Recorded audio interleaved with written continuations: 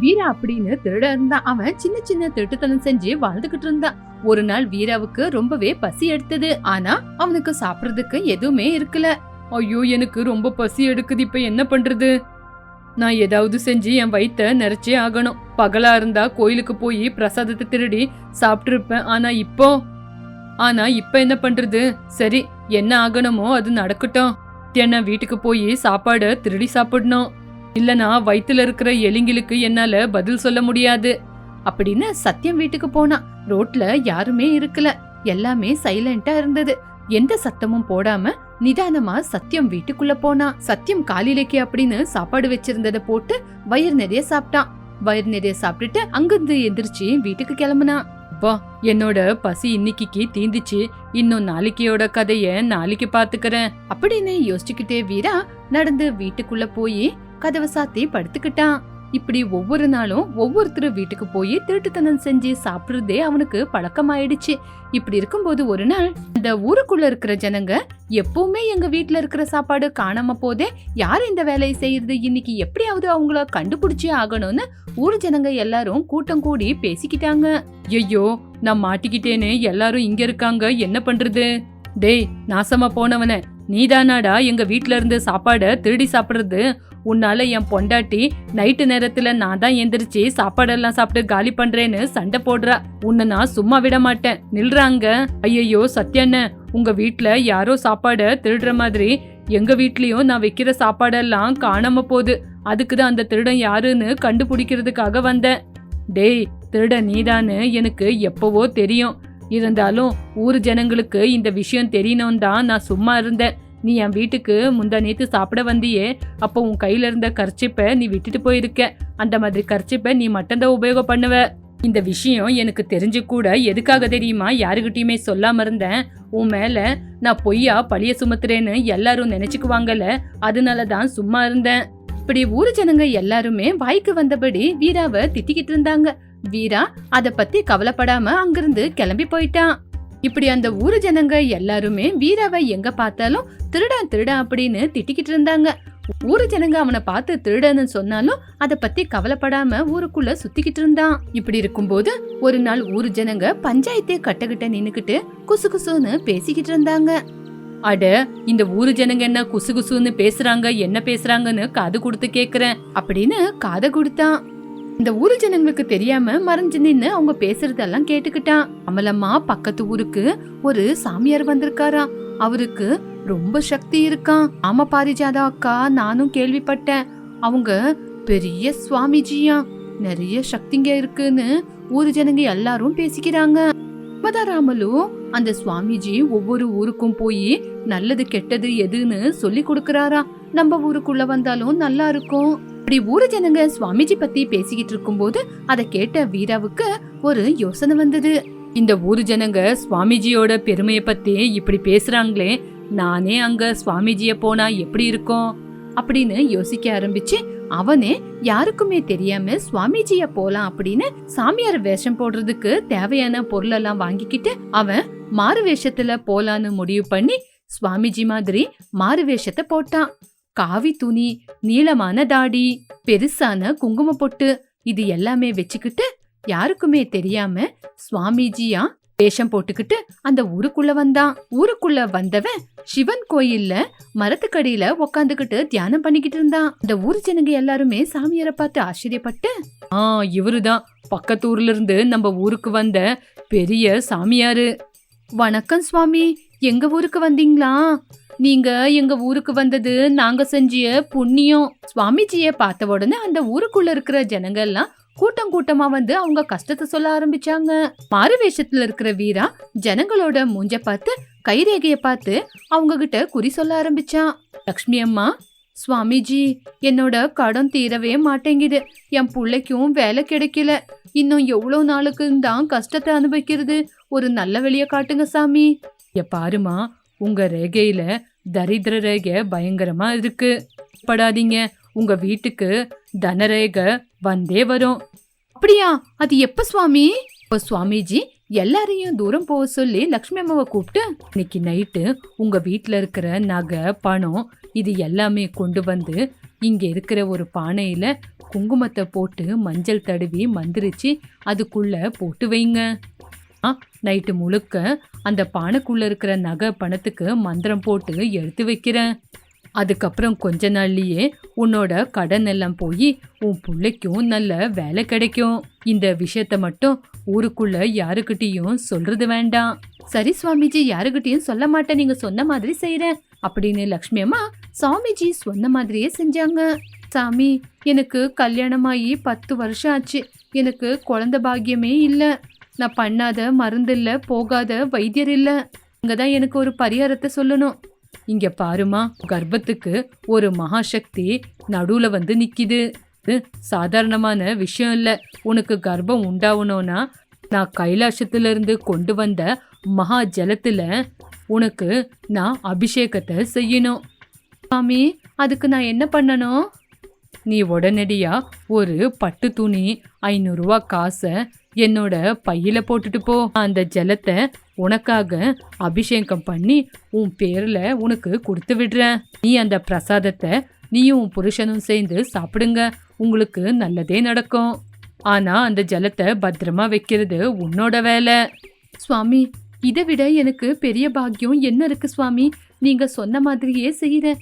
நீங்க கேட்ட மாதிரியே எல்லாத்தையும் கொண்டு வந்து உங்க கையில கொடுக்கறேன். இப்படி அந்த ஊரு ஜனங்க ஒவ்வொருத்தரா வந்து அவங்களோட கஷ்டத்தை சொல்லி பரிகாரத்தை கேட்டுட்டு போனாங்க. இப்படி வீரா சாமியார வேஷம் போட்டு ஊரு ஜனங்களை ஏமாத்தி பணம், நகை, சாப்பாடெல்லாம் எடுத்துட்டு வந்து சாப்பிட்டுக்கிட்டு இருந்தான். இப்படி நாட்கள் போச்சு. எவ்வளவு நாள் ஆனாலும் லக்ஷ்மி அம்மாவுக்கு தன லாபம் வரவே இல்ல. ராமலுக்கும் குழந்தை பாக்கியம் உண்டாகல. அதனால ஊரு ஜனங்களுக்கு சந்தேகம் உண்டாச்சு. ராமலு, நான் சுவாமிஜி சொன்ன மாதிரி எல்லாத்தையும் கொண்டு போய் கொடுத்தேன். ஆனா சுவாமிஜி சொன்ன மாதிரி நடக்கலையே. ஆமாங்கா, எனக்கும் குழந்தை பாக்கியம் வரும் அப்படின்னு அவரு கேட்டதெல்லாம் செஞ்சேன். ஆனா அவரு சொன்ன மாதிரி எதுவுமே நடக்கல. அந்த சாமியாரு யாரோ என்னவோ, ஒருத்தருக்கு தெரியாம இன்னொருத்தரு காசு கொடுத்துட்டு வந்திருக்கோம். அந்த சாமியாரு யாருன்னு நம்ம கண்டுபிடிச்சாகணும். அதான் சத்தியம். திருடன் அந்த ஊருக்குள்ள எப்படி பிடிச்சுமோ அதே மாதிரி சாமிஜிய பிடிக்கலான்னு திட்டம் போட்டாங்க. இப்படி நைட் ஆனதுக்கு அப்புறம் 3 பேருமா சேர்ந்து சுவாமிஜி தங்கி இருக்கிற இடத்துக்கு போனாங்க. அப்போ சாமியாரா இருந்த வீரா அவனோட துணியெல்லாம் எடுத்து வச்சுட்டு அவனோட பழைய துணிய போட்டுக்கிட்டு ஊரு ஜனங்க கொடுத்த பணம், நகை எல்லாத்தையும் ஒரு பைக்குள்ள எடுத்துக்கிட்டு நடந்து வந்துகிட்டு இருந்தான். வீரா கோயிலுகிட்ட நடந்து போறத பார்த்து, இல்லடா திருடா, ஐயோ மாட்டிக்கிட்டேனே. டேய் திருடன் சாமியாரே, நீதானாடா? ஐயோ நாசமா போனவன சாமியாரா நடிச்சு எங்க கையில இருக்கிற பணத்தை எல்லாம் ஏமாத்தி வாங்கிக்கிட்டியா? இல்ல ஏமாத்தி இருக்கியே, உனக்கு நல்லதாகுமா? நீ நல்லாவே இருக்க மாட்ட அப்படின்னு வாய்க்கு வந்த மாதிரி திட்டி அடிச்சாங்க. ஒரு ஜனங்களை வீரா ஏமாத்துனதுனால அத்தனை நாளா வெறும் திருடன்னு சொல்லிக்கிட்டு இருந்தவங்க சுவாமிஜி திருடன் அப்படின்னு கூப்பிட ஆரம்பிச்சாங்க. அந்த திருட்டு சாமி அப்படிங்கிற பேரு நிரந்தரமா நின்னு போச்சு. மத்தியான சமயம். அந்த நேரத்துல கமலாபுரம் ரோட்ல இருக்கிற மயில் கல்லு பக்கத்துல 2 அதிகாரிங்க நின்னு பேசிக்கிட்டு இருந்தாங்க. அந்த ஊருக்கு பெரிய ரோடு வரப்போது, அதுக்கு இந்த மயில் கல்லு தான் அட்டமா இருக்கு அப்படின்னு அதை எடுக்கணும்னு அவங்க 2 பேரும் பேசிக்கிட்டு இருந்தாங்க. இனிமே யோசிக்கிறதுக்கு ஒண்ணு இல்ல. இந்த மயில் கல்ல இங்கிருந்து எடுத்தாதான் இந்த ரோடுக்கு எந்த விதமான பிரச்சனை இருக்காது அப்படின்னு அந்த அதிகாரி கூட வந்த அதிகாரி கிட்ட சொன்ன உடனே அவரு ஊருக்குள்ள போய் பிச்சையாவை கூட்டிட்டு வந்தாரு. பிச்சையாவை பத்தி அவர்கிட்ட எடுத்து சொன்னப்போ, என்னது உங்க பேரு பிச்சையாவா? கேட்கவே விசித்திரமா இருக்கு. சரி, ஏதாவது வேலை சொன்னா கண்டிப்பா செய்வீங்கல்ல? என்னங்க ஐயா அப்படி சொல்றீங்க? நான் எந்த வேலையா இருந்தாலும் கண்டிப்பா செய்வேன். என்ன வேலை செய்யணும் சொல்லுங்க ஐயா. எந்த வேலைன்னு சொல்லாமையே உங்களை கூட்டிட்டு வந்துட்டாங்களா? உங்களை மாதிரி புத்திசாலி அதிகாரிங்க இருக்கிறதுனாலதான் வேலை சுலபமா முடியுது. இதோ இங்க இருக்கே இந்த மயில்கல்ல இங்கிருந்து எடுத்தாகணும். இதுதான் இன்னைக்கு உங்களுடைய வேலை. என்னது, இந்த மயில்கல்ல இந்த இடத்துல இருந்து எடுக்கணுமா? ஐயோ, அது என்னால முடியாது. ஏன் இந்த கல்லை எடுக்கணும்? இப்படி பிச்சையா அந்த மயில் கல்லை எடுக்க கூடாதுன்னு சொல்லி அது பக்கத்திலே போய் கட்டி பிடிச்சு உக்காந்துட்டாரு. இங்க பாரு, நீ கவலைப்படாத. உன்னை என்னை தாண்டி யாரும் இந்த இடத்துல இருந்து எடுக்க முடியாது. இந்த மயில் கல்லுக்கும் உங்களுக்கும் என்ன சம்பந்தம்? ஐயா, என் புள்ள பிறந்த உடனே என் பொண்டாட்டி செத்து போயிட்டா. என் பையனுக்கு அம்மாவுக்கு அம்மா, அப்பாவுக்கு அப்பாவா நான் தான் கஷ்டப்பட்டு வளர்த்து அவனை படிக்க வச்சு ஆளாக்குனேன். படிப்பு முடிச்சிட்டு நல்ல வேலையோட திரும்பி வருவான் அப்படின்னு யோசிச்சா ஒரு பொண்ணை கல்யாணம் பண்ணிக்கிட்டு வந்தான். சரி, அவன் காதலிச்ச பொண்ணுதானேன்னு நானும் ஏத்துக்கிட்டேன். ஆனா கொஞ்ச நாளுக்கு அப்புறம் அவன் ஏதேதோ பொய் சொல்லி கல்யாணம் பண்ணி வந்திருக்கான்னு 2 பேருக்குள்ள சண்டை. அந்த பொண்ணோட குணம் இன்னும் எனக்கு சரியாவே புரியல. இருந்தாலும் எப்பவுமே எங்க வீட்ல ஒரே சண்டை. இங்க பாருங்க, உங்களுக்கும் அந்த மயில்கல்லுக்கும் என்ன சம்பந்தம்னு நான் கேட்டா உங்க வீட்டு பிரச்சனைய பத்தி எல்லாம் என்கிட்ட சொல்றீங்களே, என்ன நீங்க? ஐயா, கொஞ்ச நாளுக்கு முன்னாடி என்ன ஆச்சுன்னா அப்படின்னு பிச்சையா அவரோட பிளாஷ்பேக்க சொல்ல ஆரம்பிச்சாரு. பிச்சையா ஒரு நாள் வீட்டு திண்ணையில உக்காந்து இருக்கும் போது வீட்டுக்குள்ள இருந்து அவங்களோட பொண்டாட்டியோட போட்டோவை யாரோ எடுத்து தூக்கி வெளியே வீசினாங்க. ஐயோ, டேய், உள்ள என்னடா நடக்குது? ஏன்டா இப்படி சண்டை போடுறீங்க? கோவத்துல உங்க அம்மா போட்டோவை எதுக்குடா தூக்கி கடாசுறீங்க? நீங்க பண்றது சரியா? அப்படின்னு சொல்லிக்கிட்டு அந்த போட்டோவை சரி பண்ணி வீட்டுக்குள்ள கொண்டு போனாரு. அம்மா சத்யா, எதுக்குமா எப்ப பார்த்தாலும் நீங்க 2 பேரும் சண்டை போட்டுக்கிட்டே இருக்கீங்க? நீங்க இப்படி சண்டை போட்டா வீதியில போறவங்க நம்ம குடும்பத்தை பத்தி என்ன யோசிப்பாங்க?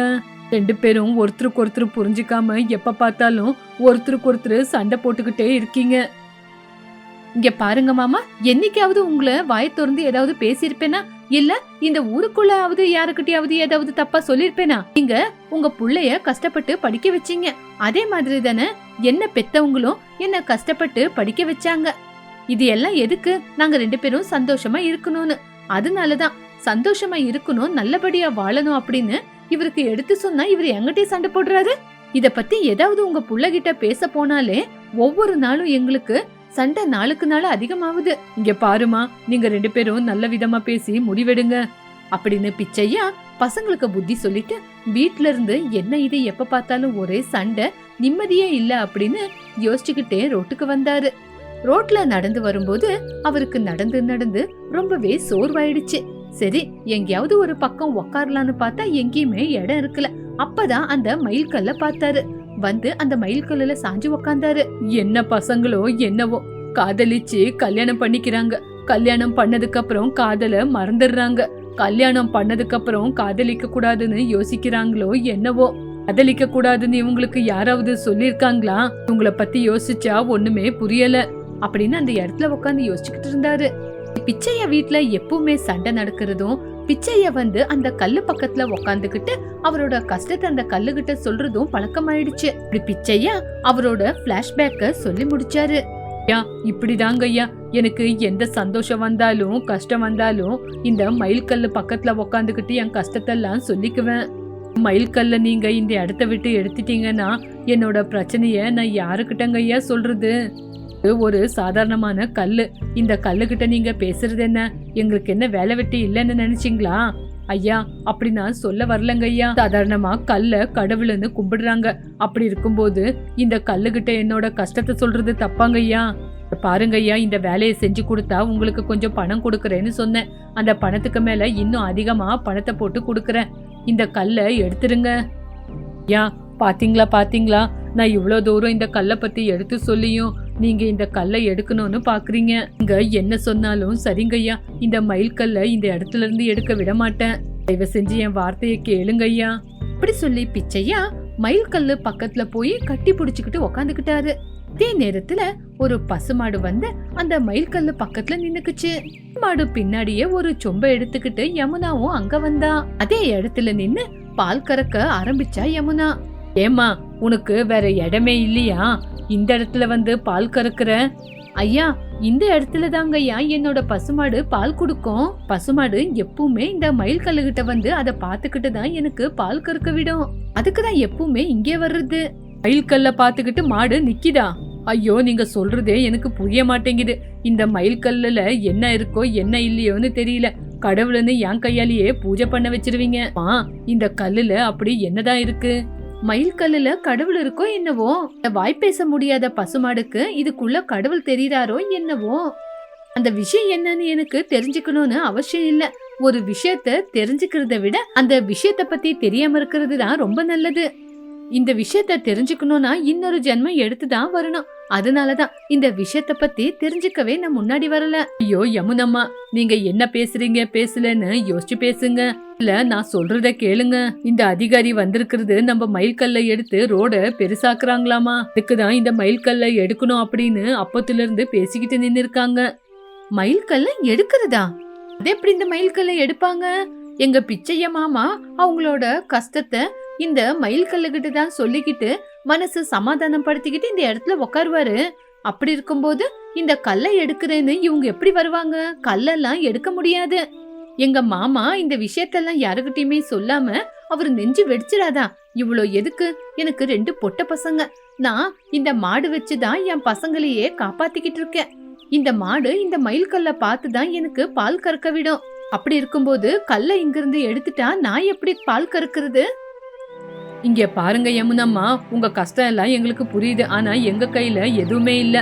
நாங்களும் ஒரு அதிகாரி சொல்ற வேலையை செய்யறதுக்காக தான் இருக்கிறோம். இல்லனா எங்களுக்கும் சம்பளத்தை கொடுக்க மாட்டாங்க. எங்களோட மேல் அதிகாரிங்க எங்களுக்கு என்ன வேலை சொல்றாங்களோ அதை தான் செய்யறதுக்கு நாங்க இருக்கோம். நீங்க சொல்ற வேலையை செய்ய இல்ல. உங்களும் சரியா எங்க வேலையை செய்யலனா அதுக்கப்புறம் எங்களையும் வேலையில இருந்து தூக்கிடுவாங்க. அதுக்கப்புறம் நாங்களும் கஷ்டப்பட வேண்டியதுதான் அப்படின்னு சொல்லி அதிகாரி அந்த கல்லை தோன்றதுக்காக அவரே முன்னாடி நடந்து போய் அந்த கல்லுகிட்ட போய் நின்னு எப்படியோ கஷ்டப்பட்டு அந்த கல்லை அந்த இடத்துல இருந்து நோண்டிட்டாரு. இப்படி அந்த அதிகாரி அந்த கல்லை அங்கிருந்து எடுத்தது மட்டும் இல்லாம அந்த கல்லை அங்கிருந்து எடுத்துட்டு போய் ஆத்துல தூக்கி போட்டு அங்கிருந்து கிளம்பி போயிட்டாரு. மயில்கல் அந்த ரோட்டோரத்துல இல்லாததுனால யமுனா பிச்சையாவோட மூஞ்சே வாடி போச்சு. மாடும் பால் கறக்கிறத நிறுத்திருச்சு. அந்த ஊருக்கு ரொம்ப பெருசா ரோடு வந்தது. அந்த ஊர்ல இருக்கிற ஜனங்கள்லாம் ரொம்ப சந்தோஷப்பட்டாலும் பிச்சையா யமுனம்மா மூஞ்சி மட்டும் வாடி போயே இருந்தது. பிச்சையாவோட வார்த்தை கேட்கும்போது கஷ்டமா இருந்துச்சு. யமுனம்மா சொல்றத கேட்கும்போது அவங்களோட குடும்பம் நடத்துறதுக்கு இருந்த ஒரே ஆதாரம் அந்த மாடுதான். அதுவும் இப்போ இல்லாம போயிடுச்சு. எல்லாமே என்னாலதான். இப்படி யமுனம்மா பிச்சையா அவங்க 2 பேரும் மயில்கல்ல தான் நம்பி இருந்தாங்க.